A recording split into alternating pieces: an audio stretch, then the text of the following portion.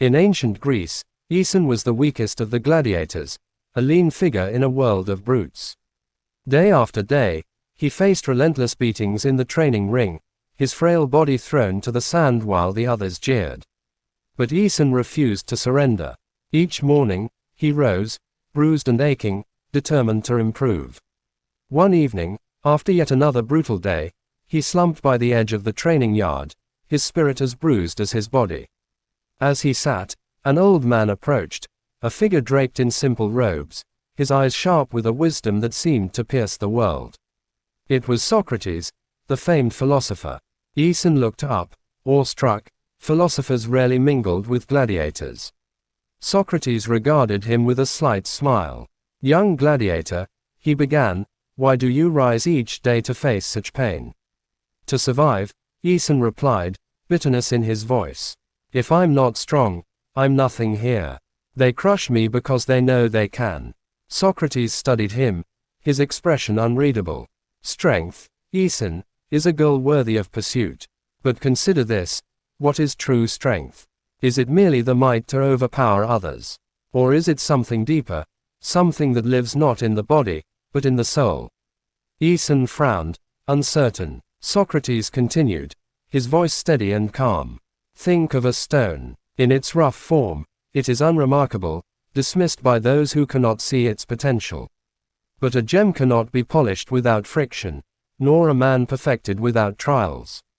It is only through adversity that it becomes beautiful, strong, worthy.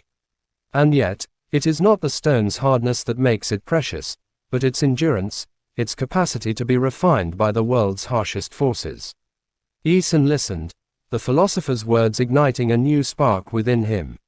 "Your strength will not come from mere muscle," Socrates said, his gaze unwavering. "True strength is born of endurance, of purpose. Do not fight to prove yourself to others, but to master yourself.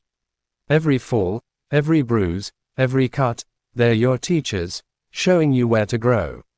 To conquer others is easy, but to conquer oneself, that is the greatest victory of all." Socrates' words pierced Aeson's soul, casting his trials in a new light. For the first time, he understood, each blow he took, each struggle he faced, was not a mark of failure but an opportunity to refine himself. With renewed purpose, Aeson transformed his training. Now, he lifted heavier stones, strained his muscles to their limits, his once lean body thickening with strength. But more than physical power, he gained a fierce resilience, an iron will that sharpened with each lesson in the sand. He studied his opponents, learning to move with agility and precision, to strike not with blind force but with intent. He trained tirelessly, his body growing powerful, his mind calm and clear.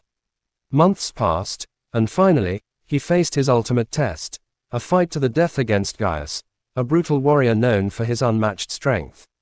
As they entered the arena, the crowd roared, thirsty for blood. Gaius, towering and confident, sneered at Aeson, seeing only the weakling he once was.